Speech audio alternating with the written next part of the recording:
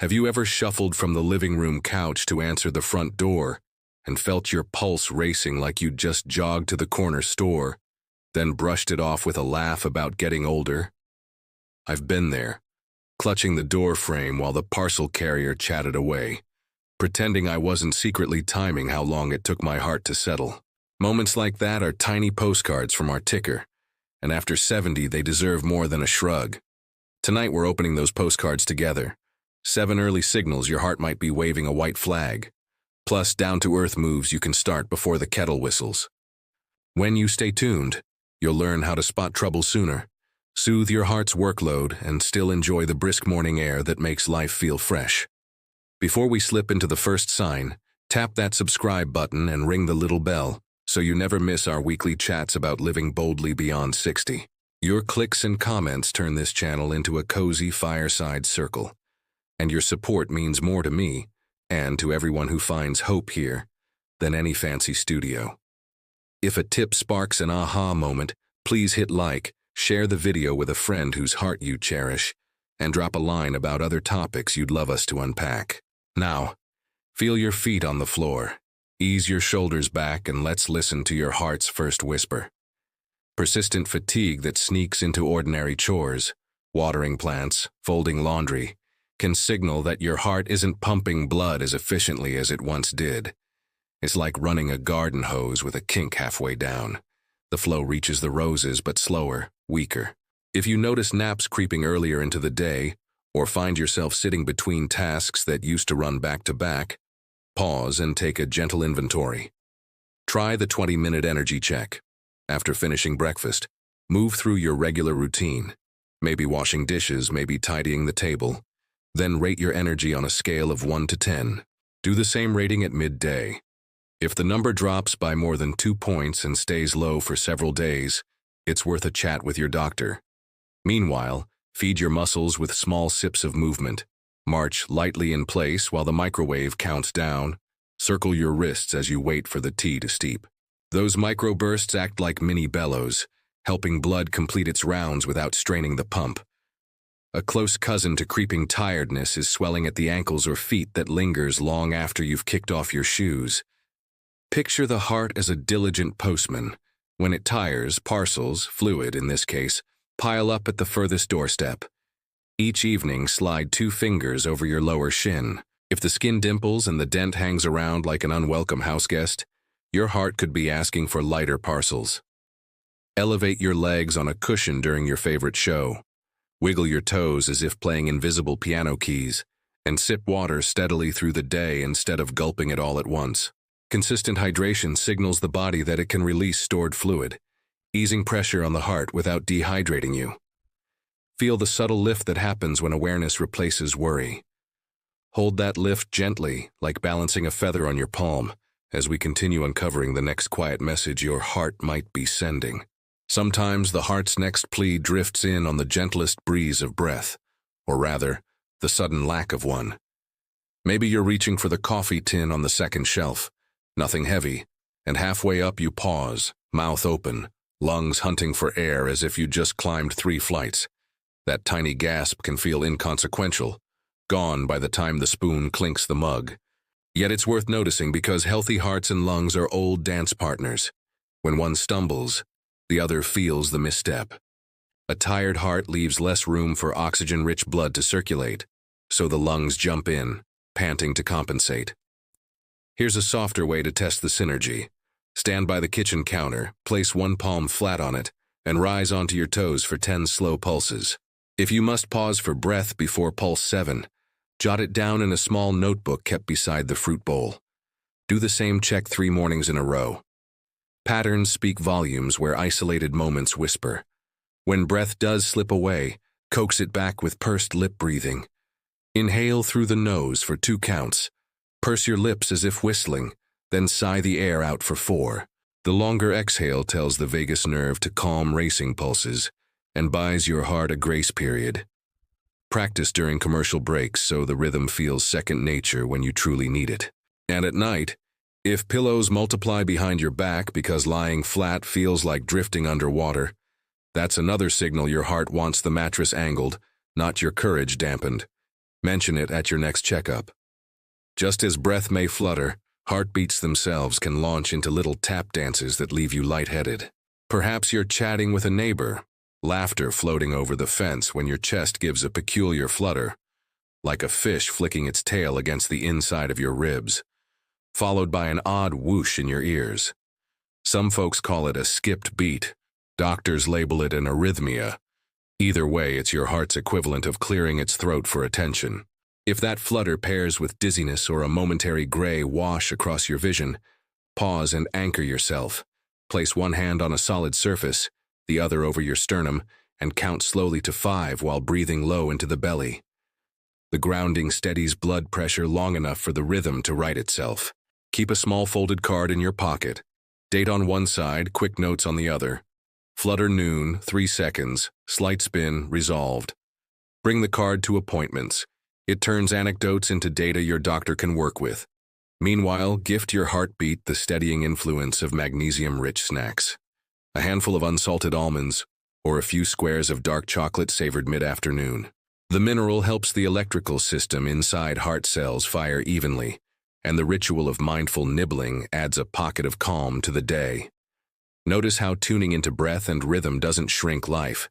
Instead, it opens space to move with intention, like choosing the scenic route rather than racing the clock. Let that spaciousness linger in your chest, gentle and steady, as our conversation flows onward. There's another message the heart sometimes slips under the radar, wrapped not in pain, but in a strange pressure that feels like someone's resting a warm hand just inside the chest. You might notice it while buttoning a shirt or leaning over the sink to rinse a cup. No dramatic movie-style clutching, simply a spreading tightness that fades when you sit for a minute. Folks often chalk it up to sore muscles or just getting full after lunch. Yet that hush of pressure is the body's way of murmuring, "My arteries feel crowded." Picture an old garden hose pinched by a kink. Water still flows, but the walls tremble. When you feel that internal hand settle in, pause, plant your feet hip-width, and take 3 slow inhalations through the nose, letting the ribs expand outward like opening curtains. Exhale through softly parted lips for twice as long. The extended exhale convinces tiny blood vessels to relax, gifting your heart wider lanes. Keep a journal by the phone and note what you were doing, how long the sensation lingered, and what eased it. Patterns, time of day, meals, emotions, provide priceless clues for your doctor and may shorten the path to the right treatment.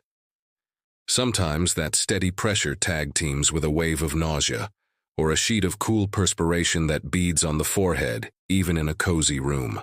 A friend of mine, 81 and spry as a willow, felt exactly that while reaching for her knitting needles. No chest pain, just queasiness, and a sudden forehead dew as though summer heat had sneaked indoors.